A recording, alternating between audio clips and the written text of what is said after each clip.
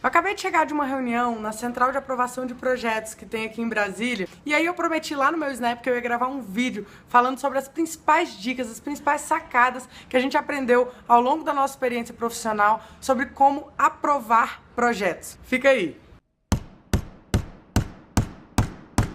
Seguinte, a gente tá com alguns processos, todos eles resolveram dar exigência na mesma hora, e isso aconteceu porque em Brasília a gente tem uma central de aprovação de projetos, é um pouco diferente das outras regiões, das outras cidades, dos outros estados no nosso país, mas isso aconteceu aqui em Brasília alguns anos atrás, que foi uma retomada, que na verdade foi a criação de um órgão especializado na aprovação de projetos. Infelizmente, por falta de recursos, isso não deu muito certo, e esses processos que foram encaminhados para essa central de aprovação, eles acabaram tendo que retornar para o que a gente chama aqui em Brasília de administrações regionais. Em qualquer outra cidade, você vai fazer essa aprovação provavelmente na prefeitura ou nos órgãos competentes. E hoje eu vim te dar uma dica aqui que é infalível para você conseguir aprovar projeto, tá? O que é isso? O que acontece? Quando você dá entrada num processo, num projeto de aprovação, eu já até falei sobre a diferença de um projeto legal e um projeto executivo no outro vídeo, é importante você assistir ele, eu vou pedir pro Pedro, bota o link aqui na descrição pro pessoal poder assistir, tá bom?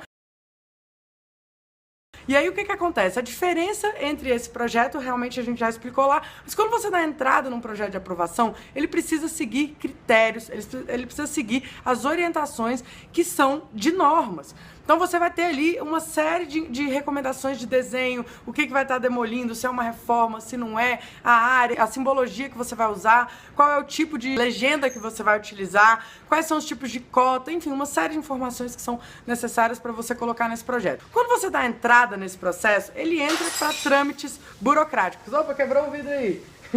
Tá tudo bem, Eliane? Tá tudo bem? Ah, então tá bom. Então o que acontece? Se você entra aí com um processo desse dentro de uma administração regional, de uma prefeitura e tudo mais, ele vai entrar por um trâmite burocrático de aprovação. É ofício para um lado, ofício para o outro, leva o processo, encaminha, faz isso, faz aquilo. Então, isso tudo é natural e isso acontece no processo. E o que acontece? Quando uma pessoa analisa o seu projeto, geralmente é uma dica boa, isso é uma dica que ia ser a segunda, mas já vou dar ela agora.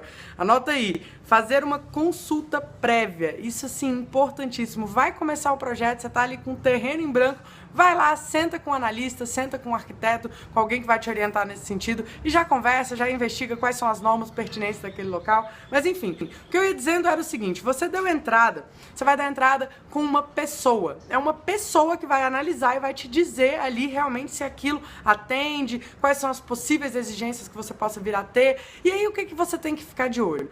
Quando sair uma exigência, você tem que ter senso de urgência. E o que significa senso de urgência? É você agir de prontidão, é você receber aquela exigência e fazer o mais rápido possível o cumprimento delas. Por quê? Porque tá fresco na memória de quem pediu aquelas exigências. E acontece o seguinte, pelo menos aqui em Brasília, grande parte das pessoas que analisam esses processos não são pessoas concursadas. E aí, o que acontece? Não tem estabilidade. Geralmente você dá entrada com uma pessoa, se você vier com uma... No nosso caso, a gente tem um processo que tá 1 ano e meio já em trâmite de aprovação por questão burocrática. E o que acontece com isso? Pode mudar o analista. Se muda o analista, a interpretação pode ser um pouco diferente. E aí você se prejudica, você prejudica o tempo, o prazo do seu cliente. Então é um diferencial que você pode apresentar, falar, olha, eu vou atender o senso de urgência do seu projeto. Na hora que sair a exigência, a gente geralmente coloca 5 dias úteis para cumprimento de exigência para projetos de tamanho normal, né? Uma residência, por exemplo. E aí a gente realmente age naqueles primeiros dias. Tem exigência que é interessante. Hoje mesmo eu fui numa reunião e a minha intenção era já dar entrada hoje no final do dia com esse processo. A gente viu que não vai ter como, porque vamos precisar levar no Corpo de Bombeiros, mas realmente, se não precisasse do Corpo de Bombeiros, hoje mesmo a gente já ia dar entrada novamente nesse processo. Então, essas foram as dicas, as dicas, espero que vocês tenham gostado. Se você não acompanha a gente ainda no Snapchat, entra lá, o meu Snap é rafaela.bora, do Alex é alex.brasileiro, e a gente mostra isso no dia a dia mesmo, a gente mostra as reuniões, a gente tá mostrando cada vez mais, né, a gente fica, no começo fica com um pouco de vergonha de ficar filmando tudo, mas agora a gente já mostra mesmo, cara de pau, pra mostrar pra vocês como que é esse dia a dia, trazer o máximo possível desse conteúdo, desse aprendizado diário pra todo mundo, tá bom? Então é isso, se você gostou também, compartilha com seus amigos e ajuda a gente a trazer mais arquitetos, mais design de interiores pra esse mundo das obras, beleza? Até o próximo conteúdo, tchau, tchau!